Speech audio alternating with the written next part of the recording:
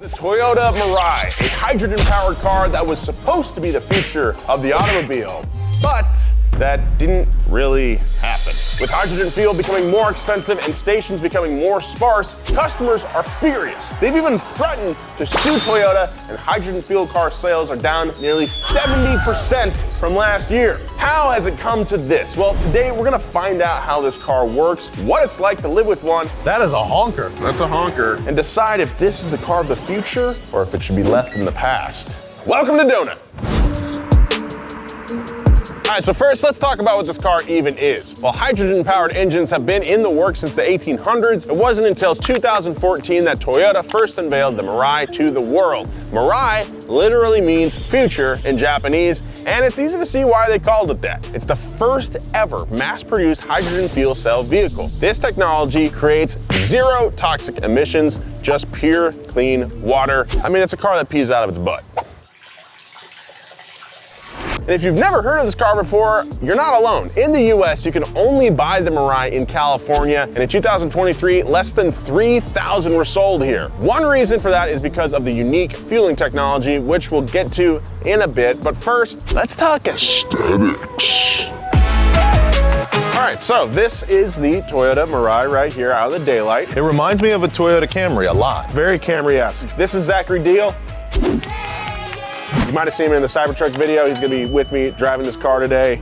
Let's get into the aesthetics of this thing. I've always thought the second gen Mirai looks like a deep water fish. The high price of this car might have something to do with how many sensors are on this thing. I've been driving this for the past couple days. It's constantly telling me what's going on the road. I feel very safe in it, in fact. There's cameras in the fenders that warn you for cross traffic when you're pulling out of parking lots or onto streets and stuff. It's pretty neat. This thing is a jam-packed vehicle full of technology, and it also has a really cool heads-up display. I like a heads-up display. I like that a lot. Toyota introduced that new JBL speaker in the new Tacomas, but I like the heads-up display better. Yeah. I just never really liked the big sort of functional grille here. I think with this car being black, it wears it well because it all is just the same color. Yeah, but when you see the blue ones or white ones of these, I'm just like... It looks a little bad. Well, let's start working our way around here. From the side, pretty good large sedan, I would say. The wheels look very aerodynamic. The spokes are quite large. Quite large, yeah. It looks like a very multi-spoke design. I want to see what's under the hood of this thing because I'm super curious. It's got a hood release just like every other Toyota pretty much. Whoa. Oh.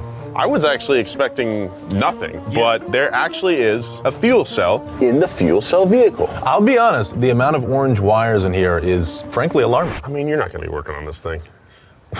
Okay. People say the same thing about EVs, like, how are you gonna work on them yourself? I think that's a valid concern. And when you add in extremely high-tech components like an actual fuel cell to the equation, I'm not gonna work on that. I'm not gonna do that. No, I don't know what's going on. All right, let's take a look at the inside real quick. On the inside, not too crazy. It has Apple CarPlay and everything. It does. Pretty standard Toyota fare, I think. It's very comfortable. It's not too crazy in your face. I actually like it too, and I was gonna say there's not like a ton of buttons in here. Climate control you got down here. Buttons for the volume control, which is kind of weird, honestly. Prius style shifter. If you've driven a Prius before, you know how the shifter works. It's not quite to Lexus levels, I would say, but it's pretty nice. Overall, what do we think? Exterior, keep it or leave it in the past? Leave it in the past. I agree. I think it needs a little restyling. Interior, though, pretty nice. Watching Donut, huh? Well. What do we have here? Whoa! Hello! Wait till I show everyone this. Looks like I arrived just in time. Good thing you have today's sponsor, Surfshark. It's the go-to VPN that encrypts your internet data, keeping your sensitive information safe from hackers. So you can look at all the hot cars you want. No judgment here, man. Stream your favorite shows, shop online, and bank securely no matter where you are. With one account, you can protect all your devices simultaneously, all for one price. You can choose from thousands of servers worldwide for super fast speeds and access geo-blocked content. If you want to keep your online browsing and YouTube watching to yourself, secure your privacy with Surfshark. Try it out right now with a risk-free 30-day money-back guarantee. Enter promo code DONUTMedia for an extra 3 months free at surfshark.deals/donutmedia. That's code donut. I've got just the guy for the job. Jerry the science dude. Science dude. Jerry the science dude. So how do we get this puppy moving? Well, to kick things off, you'll need hydrogen. And you're in luck because it just so happens to be the most abundant element in the universe. Also, it's highly flammable. But the Mirai doesn't ignite its fuel with a spark plug like an internal combustion engine would. In fact, it kind of does something a lot cooler. It turns it into water. The second generation Mirai, like the one we have, stores up to 5.6 kilograms, that's 12.35 pounds, of hydrogen between 3 carbon fiber fuel tanks at a super high pressure of 10,000 PSI. When you press the accelerator, hydrogen from the fuel tanks and oxygen from the intake are sent on a collision course straight to the fuel cell. And it's there where the magic happens. But what is a fuel cell? Well, put very simply, it's 2 plates separated by a sort of filter. Air and hydrogen enter the fuel cell on opposite sides. Hydrogen pairs as H2 into one plate and air into the other. Inside the hydrogen plate is a platinum catalyst. And what that does is strip the electron from the hydrogen atom. The protons are then drawn towards the oxygen in the air on the other side of the cell. To get there, they pass through something called a proton exchange membrane. That's the filter we mentioned earlier, which keeps the electrons out. And this is the most important part because these electrons are what power the car. As the hydrogen protons travel towards the oxygen, the electrons, they're left behind and are forced out and sent to the PCU, the power control unit, as electrical current, which distributes power to the electric motor and drives the wheel. If the PCU receives more energy than it needs, it sends the excess to a battery so you can use it later. Very, very cool. So the electrons help power the car, but what happened to those hydrogen atoms? The hydrogen meets up with its buddy oxygen to form water, and that's the stuff getting leaked out all over the LA streets. Oh, that's real nice. Mirai P, I call it. Glug, glug, glug. That's not water. So how much power does this create exactly? Well, not much. Less than 1 volt gets produced from one of these fuel cells. But the Mirai doesn't just have one fuel cell. Oh no, it actually has 320 separate fuel cell layers combined into something called a fuel cell stack. And that gives us enough power to make 182 electric ponies. This might sound really inefficient, but it's actually way more efficient than an internal combustion engine. The Mirai's fuel cell stack operates at over 60% efficiency compared to 30 to 40% of a modern ICE. Is this the future? Well, it could be, but currently there's way more investment in EV technology, which can operate up to 90% efficiency. Science rules. Jerry the science dude. Feel the power of hydrogen, deal. Oh! I will say, on the street, this is a great car. Well, I am sitting passenger princess, so I mean, I don't really have like a good impression of it at first. I can't really figure out what to do with my legs. Foot placement here is like odd. Maybe it's because Maybe you can adjust your seat if you want. no, this is as far back and as far down as it goes. Yeah. No kidding. And I'm touching the ceiling if I sit up straight. Yeah. The car itself actually does feel kind of big, but the inside feels very small. It feels pretty small. I just think that's a byproduct of having a hydrogen tank right underneath us here. Yeah. And the fuel cell in front of us and more tanks behind us. There's just not going to be a ton of space in here. Yeah, the sound is weird. I think that's fake, but maybe not. To describe it, it sort of sounds like if you were being transported up into a UFO. Yes. It's the same sound you would hear. Yeah. Yeah. This is a great car in traffic. Even though it's pretty long, it doesn't feel big. Probably because I'm low to the ground. And I've got really great visibility out the front. I can see everything that's going on right now. So this is a 2023 limited trim Mirai. It's got a modest 182 horsepower, 300 foot-pounds of torque, not bad. I can go 0 to 60 in 9.2 seconds. Now that we know how this thing works, let's get into the biggest difference between this and any other car on the road, which is refueling. First, how far can you get on a tank of hydrogen? Toyota says pretty freaking far, but customers say otherwise. Toyota claims that the Mirai gets between 357 and 402 miles of range. It's pretty good, that's twice my car. And it's much higher than your average EV, which only gets about 250 miles on one charge. Mirai sounds like a pretty sweet deal if that figure's actually true. There are currently 48 fueling stations in the state of California, mostly clustered in the San Fran and LA areas. Now, that might not sound too bad, but to put that into perspective, there are over 10,000 regular gas stations in the state. All right, so here's a little app that shows all the hydrogen stations in SoCal. We are located in Inglewood, California. Now, the nearest one to us is right near LAX, but you can see the icon there is red. It's got only, oh, it's closed. Doesn't have any fuel, just closed. So that's not gonna work. What about this one over here in Marina del Rey? It's offline and only has 5 kilograms of fuel available at their facility. Not very convenient. You'll see similar to these other stations that are close to us. This guy right here, it's limited, 2 kilograms.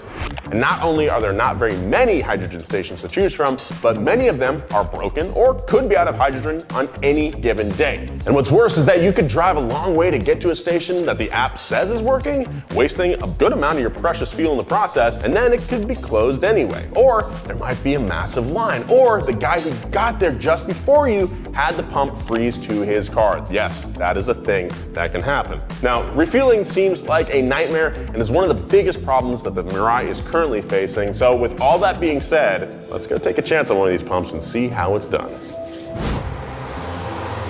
We're waiting. There's only one thing here. That could be seen as a failure, having long wait times here. But dude, when gas stations were first introduced, I'm sure there's only like one in town. You had to wait. Remember how long it took to get a PS5? I mean, it sucks. And I'm sure living with it would also suck, and having to wait sometimes, like in the real world, yeah, that is a major inconvenience. Let's pull in here before someone else takes it.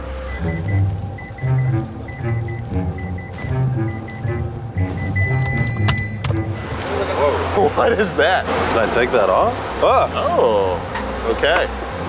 Exciting. Yeah, that's. What is that? It's like an air chuck. Yeah, it's like a big old air chuck. Connect nozzle to vehicle. Press onto car. Ooh, that's cold. That's a cold. Holy smokes. That is a honker. That's a honker. Press. There we go.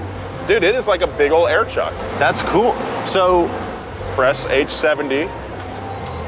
Now it's filling. We actually didn't use too much hydrogen the past couple days. It's an efficient vehicle, so it has a nearly full tank. So we actually would have to find a high pressure pump. There's actually 2 different kinds of pumps. There's a lower pressure one and a high pressure one. If you want to get a full tank, you have to go to a high pressure one, because as the tanks fill, more pressure builds up. Let's say we're like 3/4 tank and above. If we went to a low pressure one, we wouldn't be able to fill up more, because the pressure in the tanks would override the pressure in the pump itself. that's interesting. I also noticed this is measured in kilograms, which is Yes. kind of interesting because, like, obviously everything else is measured in gallons when you come to a gas station. So we got nearly a kilogram, 1 kilogram of hydrogen fuel, $27. What? Now, $27.70 to be exact. nice and cold, feel that. The chuck cold? Oh, that's ice cold.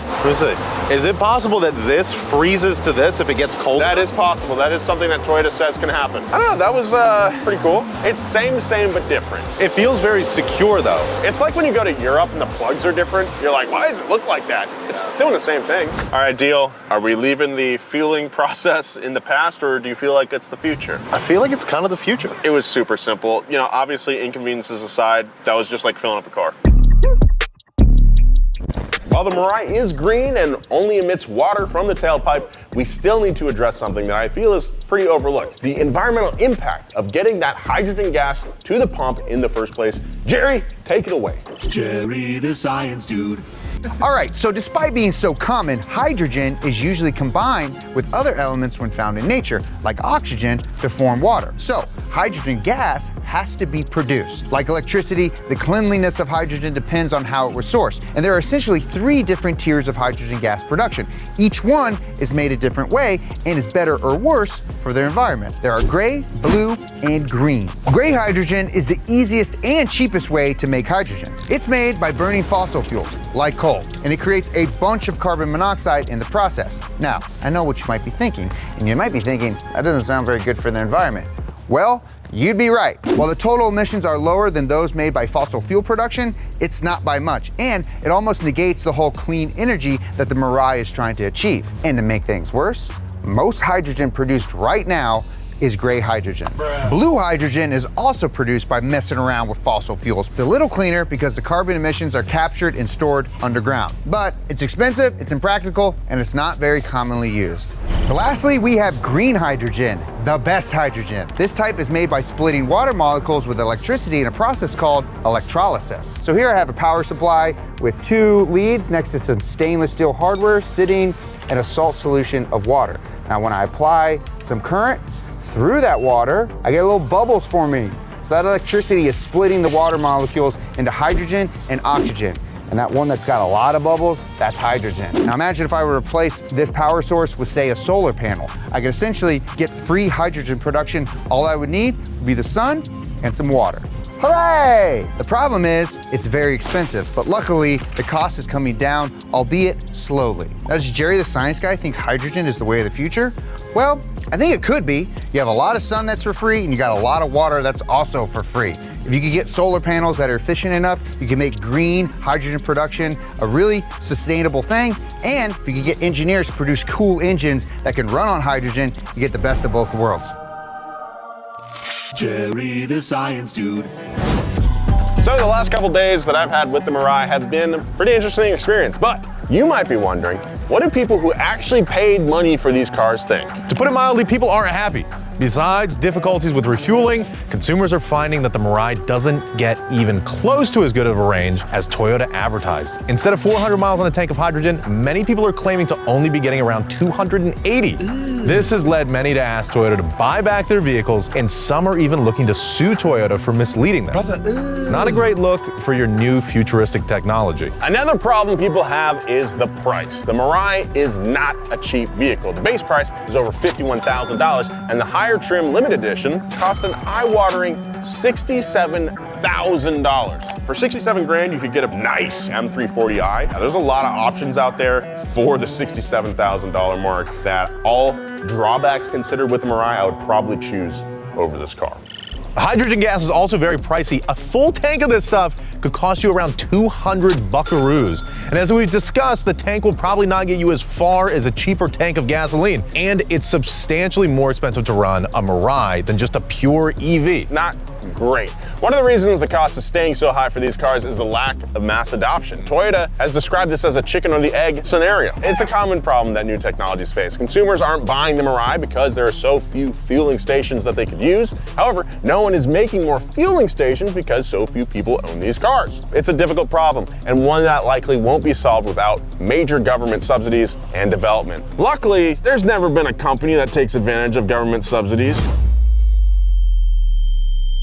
And one way Toyota is trying to combat this is by offering sane purchase incentives. They recently announced a $22,000 incentive for the base model and a $40,000 incentive for the limited edition. That's this one right here. That's a 60% discount. They've also started giving new buyers a $15,000 fuel card, which is supposedly supposed to pay for 30,000 miles of range. But we don't know if that actually covers 30,000 miles of range. I mean, 15 grand in fuel is Still pretty good. I'd like a I'd take that. $15,000 gas card. Yeah. I wouldn't kick that out of my tank.